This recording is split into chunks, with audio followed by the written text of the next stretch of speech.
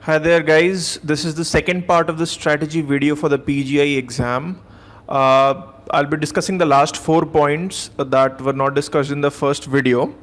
So the first among them is the mock and practice exams, which we usually take for the exam to get a simulation of how the real deal is. First of all, we need to understand why are we taking these mock exams. The first and I cannot say the most important, but yes, that this factor is certainly very important, the factor of time. In PGI, as I've already stressed upon earlier, in a time span of 3 hours, you have to check out and you have to mark from these 1250 options. So eventually in 3 hours, you have to go over these 1250 options, which by no means is a easy deal. So the importance of mock exams lies in the fact that you should get used to be seeing 1250 options in the time span of 3 hours, understanding them and marking the correct ones. The second factor is you should get used to the marking pattern of PGI exam. As I've already discussed that PGI has a dynamic marking scheme and negative marking is pretty high, so you need to be very careful while marking each and every option, and this you can get a habit of doing this only by taking mocks. You'll get to know what is your marking pattern, how many correct options are you marking and how many wrong options you're marking, and this will help you a lot in the main exam.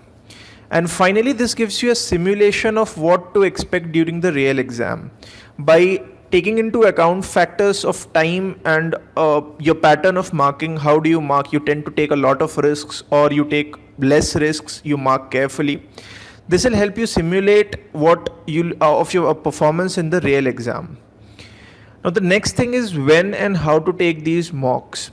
As I already discussed in the previous video, what you can do is the previous year papers, you can take them in two ways. You can take them subject wise and paper wise, right? So subject wise I've already discussed. When you're taking paper wise, do them as mocks, right? Take out 3 hours of your time.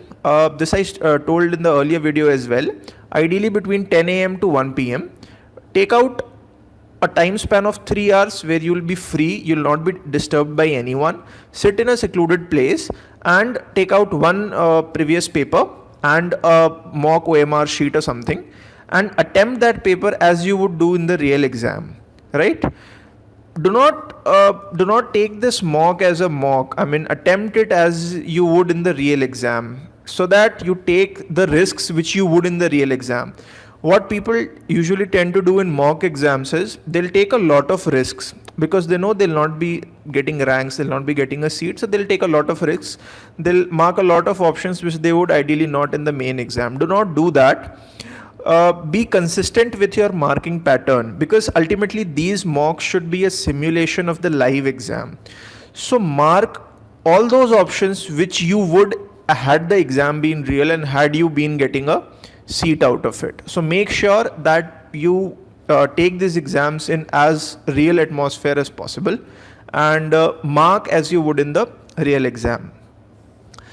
Now the next thing is like marking mode. What I mean by marking mode is how would you mark options in the actual PGI exam. See, the first thing is everyone has their own way of marking options. Some people start from question number 1 and go on till question 250. They read one question and they mark whatever option suits them. Now some people choose it the other way. Some people go from question 250 to 1. That is entirely your choice. There is nothing right or wrong in that. I personally prefer going from question 1 to question 250 without skipping anything in between. Now some people have the habit of say they'll see 5 questions at once, 1, 2, 3, 4, 5, and they'll know what options they want to mark, and then they'll mark all the options together. Like for all the 5 questions, they'll mark the options together in the OMR sheet. If you have a habit of doing this, it's fine, but if you don't, I recommend that you should ideally avoid this because this has a higher chance of making mistakes. Ideally, to avoid making as few mistakes or rather no mistakes at all, is that you read one question, see what all options you want to mark, right? Suppose there are 5 options, you want to mark B, D, E. Just you saw question number 1, you decided B, D, E. In the OMR sheet, immediately next to 1, mark B, D, E, and then go to question number 2. This way of marking has relatively less chance of you getting an option wrong just because of your marking technique. Now, there are things that may still go wrong despite you being careful. You might mark the wrong option, right? So suppose in a question that was you wanted to mark B, D, E, but instead you marked B, C, D. Okay, this happened. Now you realize this mistake immediately. You knew that you marked C incorrectly. Do not panic in that case. PGI there is a good thing that at least it lets you correct your mistake partially. So you still have the option of marking E. Okay, so you can just go ahead and mark E. If not anything, it will at least compensate for the fact that you marked C. Okay, so at these moments you should not panic that okay, what have I done? It's okay, it happens once in a while.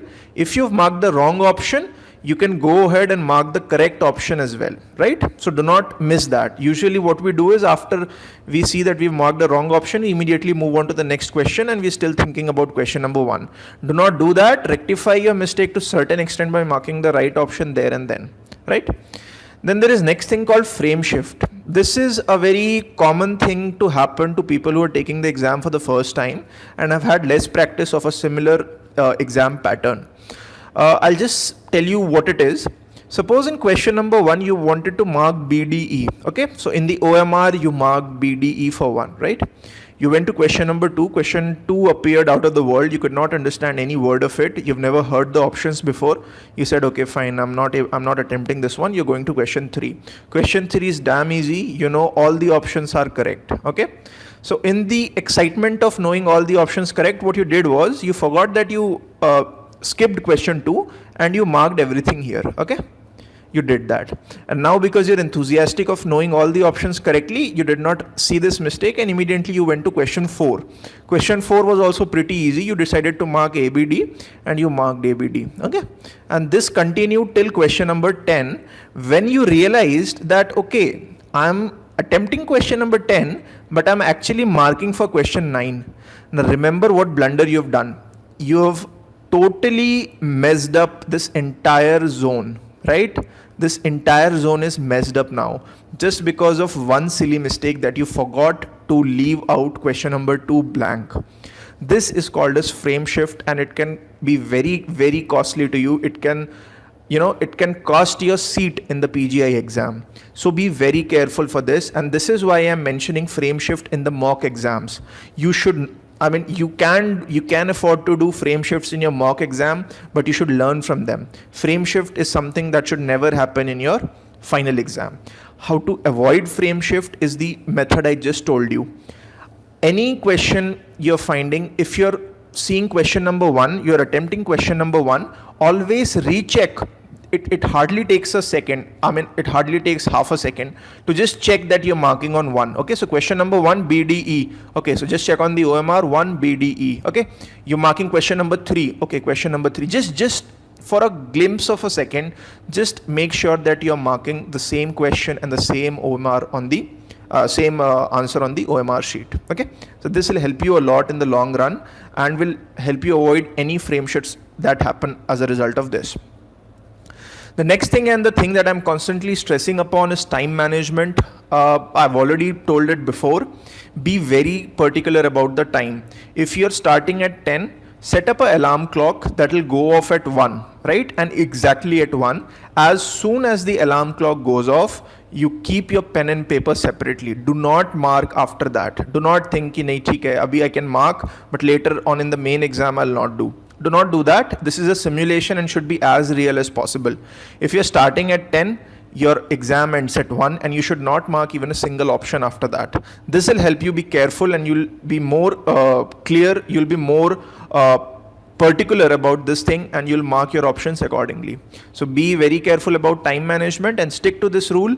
Always keep an alarm clock or a stopwatch that will remind you that the time is over. Now, what to learn from the mock exams is first thing is your performance assessment, right? How well are you performing in these exams? However, a word of caution here, you might be performing quite well in these mocks just because of the fact that you've already seen the questions, you've already done them before. Okay, so this is something like a false positive result, right? It'll make you ecstatic. You'll feel that you're in a really good performance mode. It's fine, it's helpful in a certain way, but anything over than that is not good for you. So it should be a very gentle reminder to you that, okay, fine, you're doing well, you need to do even better. The desire of doing better should never go away, whatever your performance is. However, if you're scoring low, if you're seeing that, okay, I'm making a lot of mistakes, a lot of options going wrong, or maybe not too many correct options, you're not able to attempt a lot many of them, that should, lead you to at least gain some insight on what is going wrong. Are you missing out on some areas in some subjects, or you're missing out on some subjects in particular? Maybe your opthal is weak, maybe your ENT is weak, and you're missing out on those questions, right? So assess this. This is the post mock exam assessment. Realize what is going wrong, which all areas need improvement, and do that. If you're not doing this, then there is no point taking mocks, right? Ultimately, the aim of any mock should be to make a better version of you for the exam, right? Each mock should give you something that leads you to improve your rank in the main exam. So do this post mock assessment really well and realize what areas you're weak in, and that will help you in the actual exam. I've already discussed this thing. There are certain wrong practices that you should avoid. The first thing I already discussed was the time factor. You should be really particular about time. Do not mess with it. Do not even let yourself a slightest margin ki I can take 10 minutes extra or maybe 5 minutes extra. Do not do that. Stick to the right time. Mark the options as you would do in the real exam, right? Ideally, you go from 1 to 250 unless you have a really good habit of doing it in some other way. Go in this fashion. Mark the questions really carefully, seeing the question and seeing the question number in the OMR sheet. Mark the options properly. Have a habit of marking, when you're marking circles, mark them properly. Do not just, give her this thing, because even that takes some amount of time and practice. So mark the holes really well as you would do in the real exam. Avoid any wrong practices. Avoid taking breaks in between, because all that things you'll not do in the real exam, right? For 3 hours, sit as if you're sitting for a real PGI exam. Next is some miscellaneous and some light things, so that it'll just be a gentle reminder for you in the real exam. Plan out your travel well. Most of the people who are attempting for PGI are coming from outside Chandigarh, so plan your travel well. Plan your stay, because usually there is a rush. Hotels are tough to get into, so wherever your center is, or Chandigarh is a small city, so you can get anywhere easily, even though public transport is a slight mess. But yeah, you can plan out your travel and stay. You should do that pretty early. Daily schedule alterations is an important thing that is often overlooked. Some people are night birdies, some people are day sitters. Whatever your schedule may be, remember that for the exam you have to sit with your best concentration from 10 a.m. to 1 p.m., right? So have the habit of sitting for an exam during this hour. And remember, you'll have to leave early for the exam, so you should ideally get up at 7 or 8 in the morning. So for this, you should have a habit of getting up early in the morning at this time and sitting with your best concentration, with your best mind for this period. So have this habit for at least 1 month, because you cannot expect to be having a different schedule throughout the month and just getting up early on the day of the exam. So make sure you do this. Food and sleep are absolutely essential, and all of us know what to do, what not to do. I'll not be speaking much about this. Exam mode habit of 10 to 1, I already told you, stick to this hour. You should be very well, this 10 to 1 period should give out the best in you, right? And something which I was asked in some messages as well, after the AIMS exam is held before the PGI one, and sometimes even the result comes before that. If you did really well in AIMS exam, congratulations. you'll have a lot of confidence sitting for the PGI exam, and you should definitely do your best. However, if you did not do well in the AIMS exam, if your exam went bad or the result came bad, whatever the reason is, remember AIMS and PGI are two very, very different exams, and people can have drastically different results in both. You might have a poor rank in AIMS and you might be in the top 10, top 20 list in PGI. So let go of the result of whatever you get in AIMS, and remember that you have worked hard for this place, and this is one of the best places in India to get into a postgraduate medical course. So remember this thing, do not be stressed out about your AIMS result. Know that you're well prepared for PGI and give it your best shot. What to do the day before the exam when anxiety levels are high, even though you're pretty well prepared for the exam? There are some previous papers that you can have a look at, especially the most recent ones and some of the remote ones, right? So 1 to 2 recent papers and 1 to 2 remote papers would do. Just have a look at it, just see what all is asked and whether you know it or not. If you don't know it, just check out the answers and at least have an idea that if the question is repeated, you should be able to answer it correctly. Then day before the exam, you would be knowing a lot of high yield areas for the exam, because what I discussed previously in the previous video, there are high yield areas which you would know when you're attempting papers and all. So try and revise them, and especially do the topics that need cramming. Do them on the last day so that you remember it on the day of the exam. Like in PSM, we have a lot of values and a lot of years in which programs were inducted. PGI has a habit of asking these once in a while. So you should remember them. You should try to cram them up on the last day. Microbiology, there is a viral classification which is asked very often. There are certain bacteria which are asked a lot. You can just check them out from the previous papers, and certain Rickettsia, that is a frequently repeated topic as well. Pharma, the chemo classification, usually people tend to forget. So it's a good idea to revise it in the last stage. Obs-gynae cancer staging is very common. It's very frequently asked. Similarly, the gyn-onc classification, all the gynecological cancers, you should know their classification, and especially the management algorithm in both obs and gynae. Anatomy, you should know CNS and pelvis, because a lot of questions regarding relations of various structures are asked. You can just check them out in the previous year papers. There'll be a lot of questions asking you relations of various structures in both CNS and pelvis. Just have a look at it, last look at it. Biochem, lipids are a hot favorite, as well as carbs. Immuno, there are certain topics, certain genetic techniques which you need to just go through in the last moment. Forensic medicine, absolutely, and there is a reason why there are 3 stars over here. There will definitely be some section or the other from IPC, CRPC or Indian Evidence Act that will be asked in the paper. So make sure you revise these 3 sections. That will be a small list that you would have made by now. If not, you can just make it now, and make sure to revise this list the day before the exam, and definitely it will be super beneficial to you. In ophthalmology, there are some parts in retina, certain name syndromes like VKH and Usher syndrome, parts of fundus and gaze diseases. There are always questions regarding these in any PGI paper. So you can just have a glimpse over all the important points that you wrote in regarding these sections.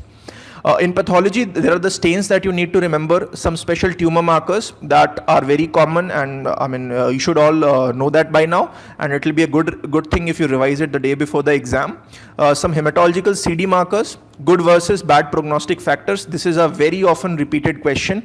And especially for certain cancers, you should know the good versus bad prognosis factors, and translocations that are happening in various carcinomas, and some other frequently repeated topics. PEDS, absolutely, again a 3-star for milestones. Developmental milestones are something that are very, very often asked. There'll be a 90% probability that this will be a question in your paper. So make sure that last day you remember the milestones. Anyways, they are very tough to remember. So last day, make sure you have a revision of these. Resuscitation protocols are very often asked, as well as management algorithms, and certain values that you would know by now, but still you have a revision just the day before. In ortho, recently there has been a trend of asking some questions from pediatrics orthopedics. And these are usually some weird questions that you'll not be knowing, and probably you'll be seeing the names for the first time in the main exam. So if possible, in pediatrics orthopedics, just have a glimpse of some weird names. They'll not ask the common ones. They'll ask something atypical or something that is not usually read by people. Do not fret over it right now. Just the day before the exam, just have a glimpse. So even if in one such question you're able to attempt at least one or two options correctly, that will be good enough. Finally, the D-Day, the day where you're all set for a PGI exam, all set to get a good rank. First things first, formalities, just get your admit card and nothing else, because everything else will be taken by the security staff. Just get your admit card, nothing else, no ID, nothing else is required. Do not take anything extra, because mostly the centers will not have any provision for keeping them in a safe location. Just carry your admit card, nothing else is required. Once you get the OMR sheet, fill the OMR sheet properly, because they'll create a lot of fuss in getting you a duplicate OMR in case you mess something up. Take your time. They give ample time to fill the OMR sheet. Fill it very carefully. If in doubt, ask the invigilator to get something clarified for you, right? Do this step very importantly. After you're done with this, you'll get your question paper. Check the question paper once whether it has all the papers. Usually it does, but once in a while you might be missing a page or two. Check it as soon as possible, and then this is the trick: get to work. You're not allowed to mark options till the time has started. So what you can do is, you can see the first 10 questions and you can get an idea of whether you know them well or not. Like, just see question number 1, something, something, something, you know, okay, fine. Out of the 5 options, I know B, C, D are correct. Just have this in the back of your mind, move on to question number 2. This way you'll be ahead of your competitors, in that you've already seen the first 10 questions and you have a basic idea of what to mark. So when you begin the actual marking, you'll be faster in the first 10 questions, right? Marking mode I've already discussed. Follow the same marking mode as you did in your mocks. In the practice papers that you made, follow the same pattern, right? Now, you marked some option wrongly or did a frame shift. Now this, when I was talking about the same stuff in the previous year papers, I told you, learn from your mistakes. But what if you did the mistake in your actual exam as well? First thing is, don't panic, okay? This is the first and the most important advice I'll give you. Do not panic, even if you marked the option incorrectly or did a frame shift. There is nothing that can be done about it, but do not let that option or that frame shift mess up the rest of your paper. You can still do well. If you marked an option incorrectly, out of A, B, C, D, E, you wanted to mark A, C, E, but you marked A, C, D. What is the first step that you do? You mark E as well, because E is a correct option. So mark E, forget about it and move to the next question, and be careful. What if you do a frame shift? If you do a frame shift, you realize in question number 7 to 10, you did a frame shift. It's fine. What is done is done. Do not keep fretting about it. And from question number 11, be very careful in how you mark, right? So this is really important. You have to maintain your cool in the entire exam. Then some people ask whether revisiting a question is a good idea. What this basically is, suppose on question number 59, I feel, okay, I know this question, but right now I'm not getting it. So maybe I'll come back to it later and mark. While this is a debatable issue, some people like to do it, some people do not. My personal advice would be not to follow this strategy, because usually PGI has very strict timings, and generally it's very tough to find time to get back to a question after reaching the last question. So at that moment in the question number 59, if you feel that you're gonna mark A and C, just mark A and C and move on. Do not think that, okay, I'll come back to it and I'll recheck whether I should mark A and C or not. Do that. Just visit one question once and move on. Do not think about revisiting a question, because it's usually very tough. Now, what if you get a difficult paper? See, getting a difficult paper happens. It does happen once in a while, and there's nothing you can do about it. Remember one thing, that a difficult paper is difficult for everyone, right? So you should understand this fact, and everything is a relative phenomenon. If you get a difficult paper, again, the first thing is, do not panic. Know that you have studied well for the PGI exam. Go on attempting options, go on attempting questions about which you know a little, or about which you feel, okay, these 5 options are right.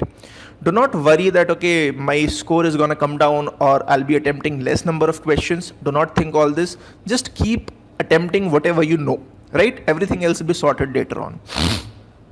then definitely this is for sure that you'll be getting some tough questions sporadically. Out of 250 questions, at least 5 to 10 questions will be there which cannot be attempted by any human possible, right? These questions you might encounter them all in once. The first 5 questions may be these. This will lead you to think, okay, my God, what is this paper going? Where is this? What am I doing? These questions will definitely come. They may come at once. They may come in between. Do not worry. These questions are to be left.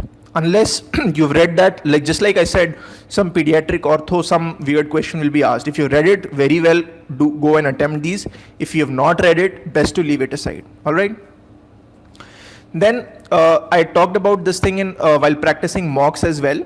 If these words in the question stem, a yes, a no, except, all except. For example, all of the following about this is true except. So what the question is basically asking you is what is false. So you need to be very careful when reading the question stem to look for words like true except, false except, all except. So these words are very often there in the question stem, and if you ignore this word, you'll be getting all the options wrong.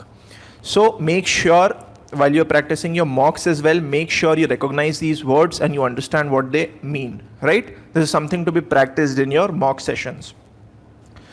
Again, day of the exam, again, this thing I've stressed upon in all the sections dealt before. Be very careful about your time, okay? Time is a very important thing. Remember the half an hour, 50 question rule. This thing will get you smoothly through the paper. Try sticking to this pattern for as long as possible. Half an hour, you should be doing 50 questions, right? There is a benefit, a small benefit. Usually they come in for your video check-ins to make sure that you're the same candidate who filled in his papers, and for that they give you an extra 10 minutes, right? That video recording procedure usually takes around 2 minutes, but you get an extra 10 minutes for that. So this is something that you should not take into account early. Stick to this, and these 10 minutes will be extra for you so that you can in the end revise your paper or maybe go to some questions that you didn't mark earlier. Counting number of marked options, like getting after finishing your paper, is it a good idea to count the number of marked options, whether you marked 420 or 520? See, you can count your options if you want to, but one thing that I would strictly like you to avoid is overmarking. Suppose you count your options, you see that you marked 440, now you feel that, okay, I did not mark enough, let's mark another 100, and you take the score to 540. This is something that should not be done. Never overmark just for the sake of increasing your number of options. Mark questions based on what you know about the question, not about this number, right? So if you want, ideally you should totally avoid counting marked options. If you still want to count them, but do not overmark just because you mark less, right? Now in the PGI paper, usually what happens is when we are panicking, when we are not sure what is happening, when we are not sure whether we are doing well enough, we just see here and there, and we see a lot of filled OMRs that just shine blue out of the paper. You see that almost all the options the other guys have marked, and then we panic because our OMR is pretty empty still. This is something that happens very often. It happened with me as well. Do not do that. Do not fall into this trap. Others' OMRs will always be filled of blue color, blue or black, whatever it is.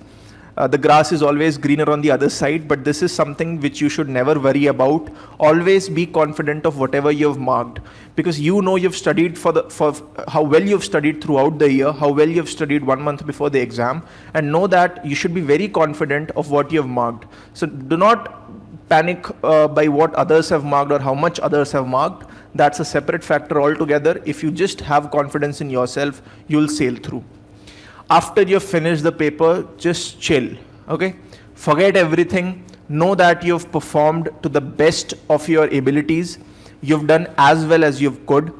Now the result is to be declared by the PGI authorities. That is something not in your hands. So just chill, roam around, go visit Chandigarh. Chandigarh is a beautiful city.